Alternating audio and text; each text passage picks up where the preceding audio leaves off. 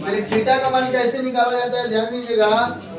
यहाँ थीटा का मान कैसे निकाला जाएगा ध्यान दीजिए। ए बी बराबर हमारे दिया हुआ है 30 मीटर, ए सी बराबर दिया हुआ है हमका 60 मीटर। तो ध्यान दीजिएगा पहले देखेंगे किस निष्पत्ति में आ रहा है।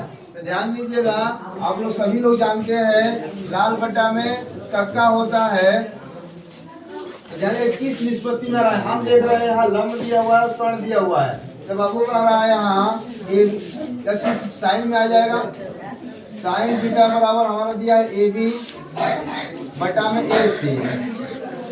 तो ए बी हमारा लंब हो गया, ए सी हमारा कर्ण हो गया। तो ध्यान दीजिएगा साइन थीटा बराबर ए बी बराबर हमारा दिया हुआ है 30 और ए सी बराबर दिया हुआ है 60। इसको हम लोग काटेंगे तो आपका हो जाएगा 1/2। तो ध्यान दीजिएगा बाबू साइन थीटा बराबर आपका 1/2। अब ध्यान दीजिए किस फॉर्मेट में आएगा ये भी ध्यान देने वाली बात है। तो साइन 30 डिग्री का मान होता है 1/2, इसलिए थीटा का साइन थीटा का मान हो जाएगा 30 डिग्री। हो गया। अगला क्वेश्चन लिखेंगे हम लोग। अगला क्वेश्चन लिखिएगा। बोलिए। बोल रहे हैं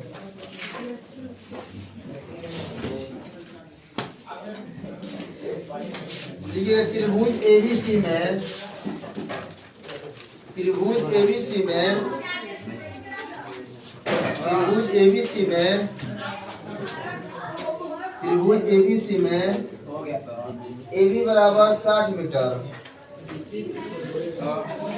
ए बी बराबर 60 मीटर और ए सी बराबर 60 मीटर और ए सी बराबर 60 मीटर और ए सी बराबर बाबू 60 मीटर हो तो थीटा का मान क्या होगा। हो तो थीटा का मान क्या होगा। हो तो थीटा का मान क्या होगा। हो तो थीटा का मान क्या होगा। बनाइए जल्दी से। 90 डिग्री। चलिए ठीक है। और कोई साइन 90।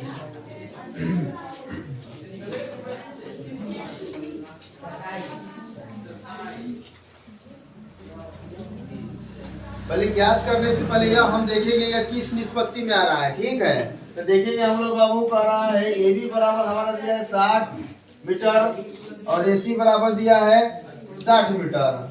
तो ध्यान दीजिएगा कि लंब बटा में कर्ण यह साइन के फॉर्मेट में आएगा। तो साइन आपका हो जाएगा बाबू साइन थीटा बराबर कुछ नहीं है तो वाट। ठीक है, यहाँ देखेंगे लंब हमारा दिया हुआ है ए बी, यहाँ लिखेंगे ए बी और कौन है हमारा ए सी। तो सर यहाँ ध्यान दीजिएगा साइन थीटा बराबर ए बी बराबर हमारा दिया हुआ है 60 मीटर और ए सी बराबर दिया हुआ है 60 मीटर। इसको काटेंगे हम लोग सर। तो यह साइन थीटा बराबर 1।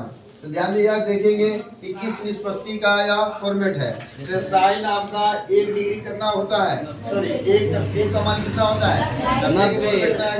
तो साइन है थीटा बराबर कितना हो जाएगा 90 डिग्री। उतार लीजिए। अगला क्वेश्चन लिखेंगे हम लोग। अब थीटा का मान आप देखो थीटा का मान पूछेगा तो निकल जाएगा ना, दिक्कत पसंद नहीं ना होगा। चलिए अगला क्वेश्चन लिखिएगा। अगला क्वेश्चन लिखेंगे अब लैंग्वेज में लिखेंगे। बोले सर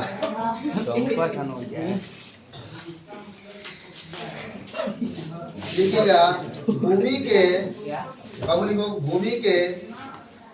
भूमि के एक बिंदु से भूमि के एक बिंदु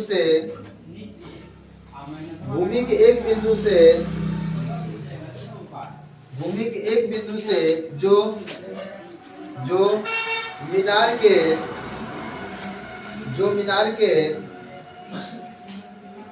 मीनार के पाद बिंदु से पाद बिंदु से 30 मीटर की दूरी पर है। पाद बिंदु से 30 मीटर की दूरी पर है। पाद बिंदु से 30 मीटर की दूरी पर है। मीनार के शिखर का शिखर का उन्नयन कोण 60 डिग्री है। 60 डिग्री है। तो मीनार की ऊंचाई क्या होगा? तो मीनार की ऊंचाई क्या होगा? किसी का छूट गया है तो फिर से सुन लेंगे हम लोग बाबू। जरा भूमि के एक बिंदु से जो मीनार के पाद बिंदु से 30 मीटर की दूरी पर है। मीनार के शिखर का उन्नयन कोण 60 डिग्री है। तो मीनार की ऊंचाई ज्ञात करें। तो मीनार की बाबू ऊंचाई ज्ञात करें। ध्यान रखिएगा, क्वेश्चन का रहा है मीनार। ठीक है,